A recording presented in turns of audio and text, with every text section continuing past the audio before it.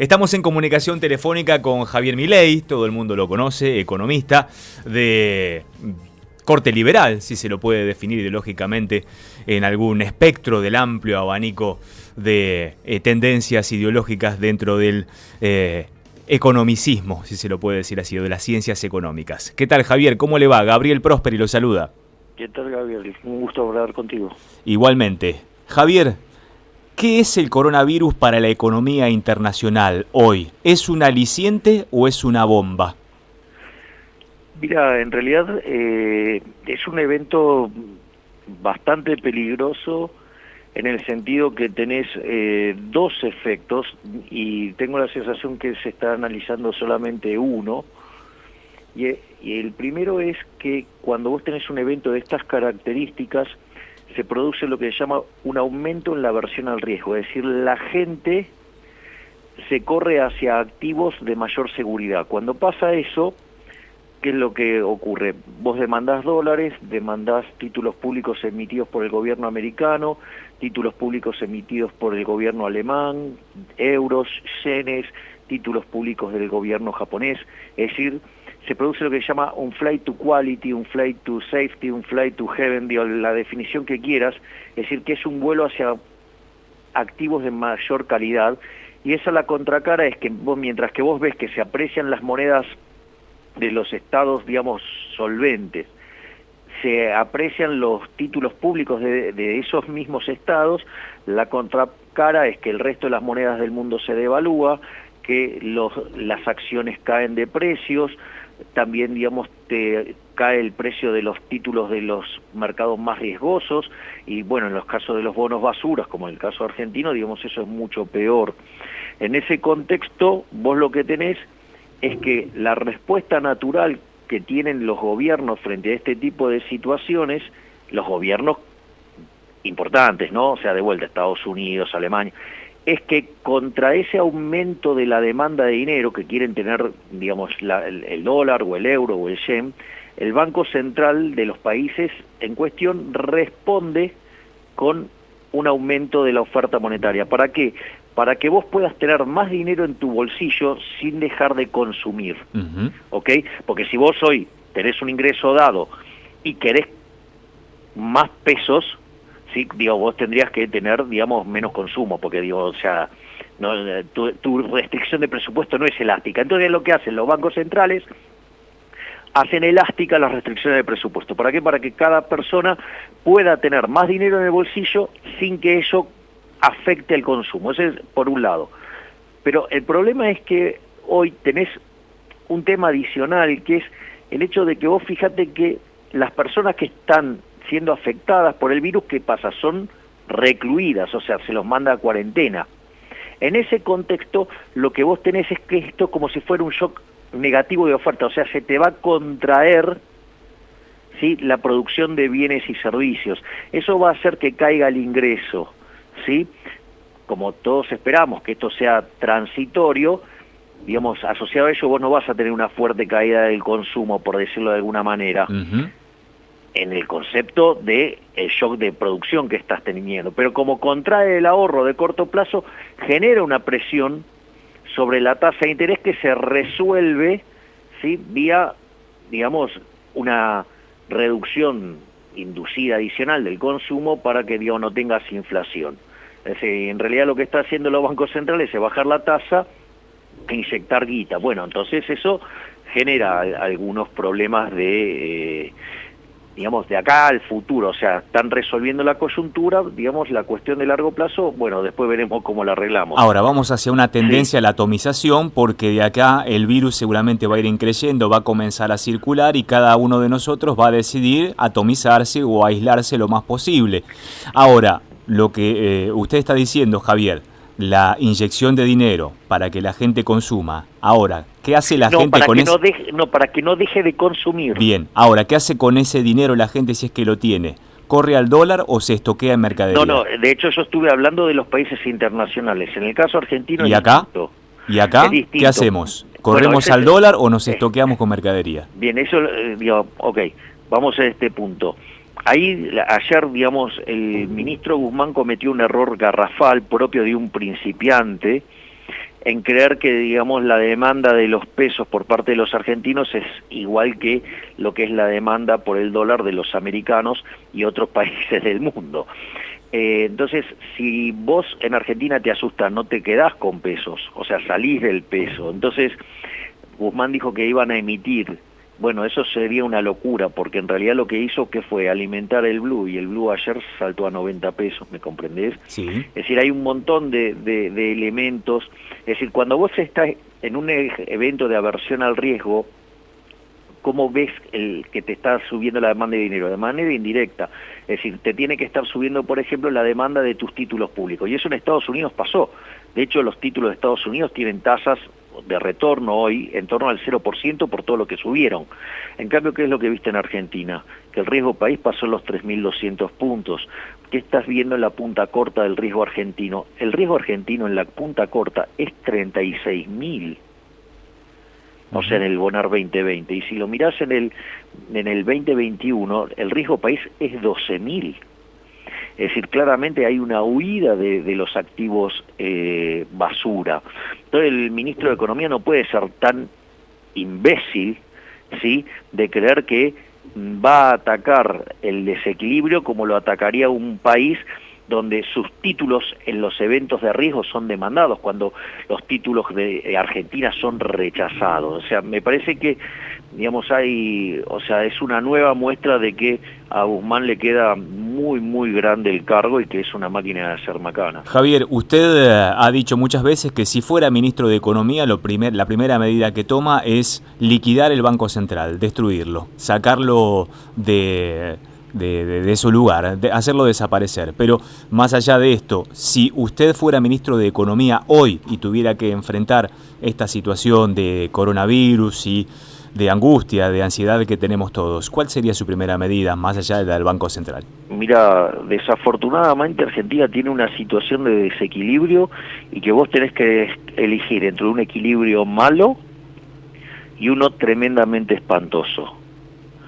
A ver, Argentina, para ser digno de crédito y honrar sus deudas, necesitaría por lo menos un superávit primario de 3 puntos del PBI. El macrismo dejó un superávit primario bien medido, no maquillado, de 3 puntos negativos. Es decir, con lo cual Argentina necesita piso hacer un ajuste de 6 puntos del PBI. No solo eso, sino que además Argentina hace muchos años que ya no crece. O sea, Argentina no crece desde el 2011 y en términos per cápita estamos a los niveles del 2007.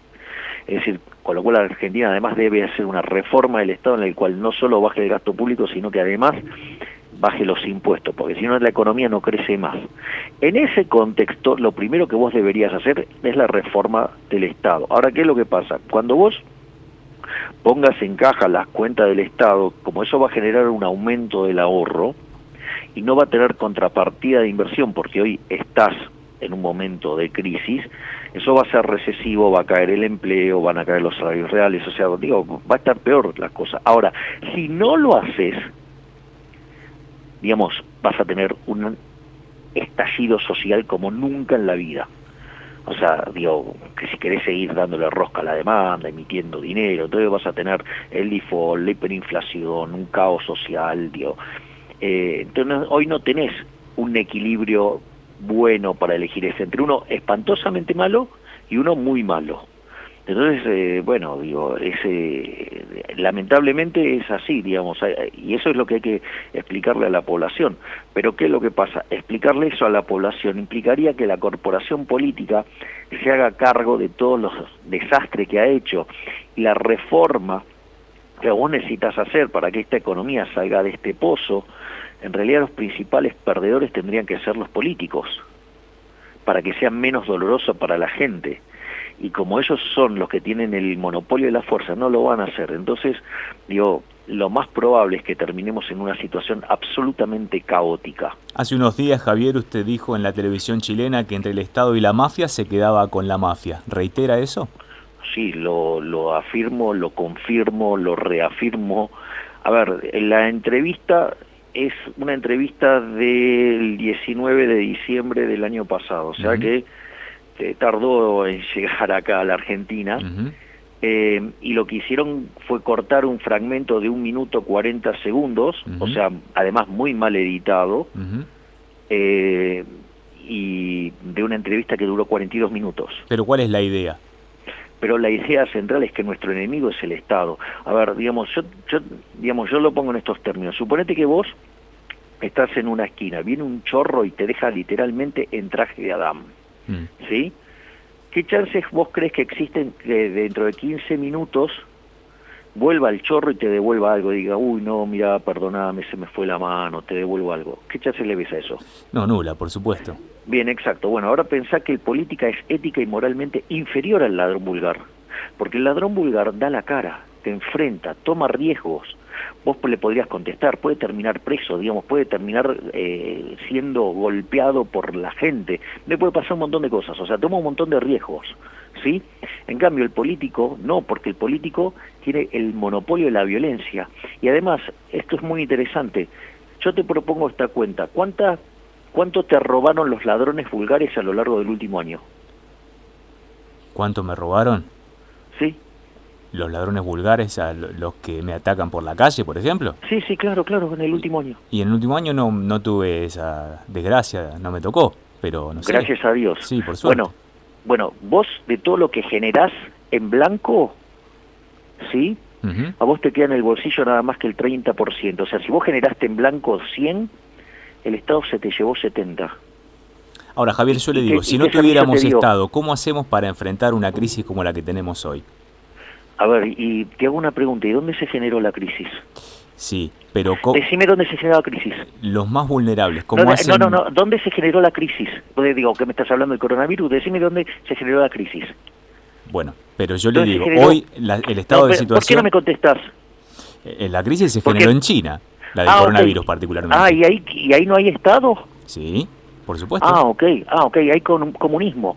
Es más, digamos, las mayores catástrofes ecológicas de la historia de la humanidad se causaron bajo comunismo. Bueno, pero hoy China está bajando los índices de contagio y ha logrado... ¿Pero quién generó el despelote del coronavirus? ¿Dónde se generó? Bueno, pero también el capitalismo ha generado otros despelotes grandes. ¿Cuáles? Porque cuando inició el capitalismo... Las guerras mundiales imperialistas, por ejemplo. Las guerras mundiales imperialistas. ¿Sabías que la definición del liberalismo es el respeto irrestricto del proyecto de vida del prójimo? O sea, justamente parte del principio de no agresión. O sea, el Estado no es consistente con el liberalismo. Es decir, en realidad las guerras que me estás mencionando las generó un Estado. O sea, todas las guerras que vos conocés son generadas por el Estado, no son individuos que aisladamente decidieron matarse con otros. Lo que pasa, Javier, que usted parte de un precepto rusoniano que lamentablemente no se da. No, a mí Rousseau no. Rousseau no. Bueno, Hobbes tampoco. No, o sea, a mí si me querés identificarme con Locke, con Adam Smith, digamos, con Hume, sí, digamos, o sea, con Hoppe, con Nozick, digamos, ahí vamos a estar más cerca, con Rand, ¿ok? Digo, con Popper, ¿sí? Entonces, a ver, el punto es el siguiente, el eje central es que el Estado además es un ladrón estacionario. Y la realidad es que cuando empezó el capitalismo, que era donde había dejado la frase anterior, la condición natural del hombre era la pobreza. Vivían menos de 1.000 millones de seres humanos en el planeta Tierra y el 95% vivía con menos del equivalente de $1 diario. Y hoy la población del planeta es 7.250 millones y el número de personas que viven con menos de $1 diario es el 5%. Es decir, con lo cual la revolución institucional que implicó el capitalismo y que se derivó en fuerte crecimiento, digamos, es innegable. Es decir, digamos... Pero las desigualdades que ha generado también. Bueno, la desigualdad es una, digamos, en principio es decir, hay que ver cómo vos medís la desigualdad. ¿Qué, digamos, o sea, cuál es tu indicador de desigualdad? Bueno, o sea, eso tiene que ver con las necesidades. No. Hay algunas necesidades creadas artificialmente y otras necesidades que son humanas, propias de nuestra condición de humanos. Creadas artificialmente, entonces vos me estás... bueno, el problema es ese, es que vos crees que los individuos son estúpidos. Yo no, yo creo en el individuo. Entonces digo, o sea, yo tengo una posición más positiva sobre el individuo. Es decir, yo no creo que el individuo elija sistemáticamente en contra de sí mismo. Digo, eso digo, digamos, va contra la naturaleza del Muchos individuo. individuos deciden en favor de sí mismos, pero perjudicando a otros si no les importa. No, digamos, bueno, eso pasará en sistemas donde el sistema es represivo y le permite que eso fuera así, porque sin el poder del Estado eso no es viable, porque, digamos, en el liberalismo, digamos, los intercambios son voluntarios, con lo cual, digamos, nadie, digamos, podría perjudicar a la contraparte, porque si no, la transacción no tendría lugar. Javier, me quedaría hablando una hora más con usted, porque es muy rico el debate y nos Igual ayuda también a pensar a todos. La desigualdad es un problema, digamos, porque te lo hago con un ejemplito para, digamos, que porque adelante. sin tiempo. Adelante. Suponete que vos tenés una persona que gana 99 y una que gana 1. O sea, entonces va a venir alguien y va a decir, uy, qué injusto. Y en realidad hacer esa afirmación no tiene sentido, porque puede ser que el que gane 99, ¿sí? Si es un sistema liberal, más aún, o sea, vos solamente lo podés generar sirviendo al prójimo, conviene mejor calidad, mejor precio. Entonces, de repente, el que gana 99 se rompió el lomo laburando como un loco. Y el otro, sí, el que gana 1, en realidad consigue 1 en base a que le midan la cantidad de sangre en uña de tanto rascarse. La pregunta es, ¿sería justo que le robes 49? ¿Sí? Al que se esforzó tanto para dárselo, al que se rasca todo el día. Particularmente creo que sucede más que el 1% o ese que gana 1% de 99 se rompe el lomo y el que gana 99 mira como el otro se rompe el lomo. No, pero eso no es cierto, porque digamos, o sea, si vos no generas un producto que alguien te lo compre en el capitalismo, quebrás. Es decir, justamente lo que determina el ingreso, o sea, porque este es el problema, o sea, digamos, ¿cómo se determina el ingreso? Entonces, si vos te ganaste tu ingreso honestamente, ¿sí? Digamos, ¿por qué, digamos, alguien tiene que venir a robártelo? En realidad, digamos, si vos tenés ese dinero y no te lo ganaste honestamente, quiere decir que en algún mecanismo, hay un mecanismo que se utiliza por la fuerza. ¿Sabes cuándo pasa eso? Cuando está el Estado. Es decir, el capitalismo no solo es más productivo, es el único sistema que es ética y moralmente justo. Usted sería una especie de anarcoliberalismo, entonces. Yo, de hecho, soy anarcocapitalista. Bien, esa es una buena definición. Quedamos ahí, entonces, Javier. Dale, si querés, anarquista de propiedad privada. Ahí está. Dale. Javier Milei con nosotros, un anarquista de propiedad privada, debatiendo sobre economía y también ayudándonos a pensar. Muchas gracias, Javier, por estar en Próspera Mañana. Ha sido un placer.